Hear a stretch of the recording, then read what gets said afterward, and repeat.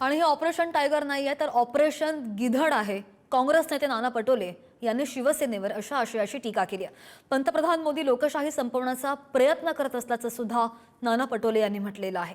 प्रतिक्रिया उमटतायत, आपण पाहतोय नाना पटोले यांनी सुद्धा टीका केलेली आहे। काँग्रेस नेते नाना पटोले यांनी टीका केल्याची माहिती आहे। हे ऑपरेशन टायगर नाहीये, ऑपरेशन गिधड आहे असं सुद्धा काँग्रेस नेते नाना पटोले यांनी टीका करत म्हटलंय।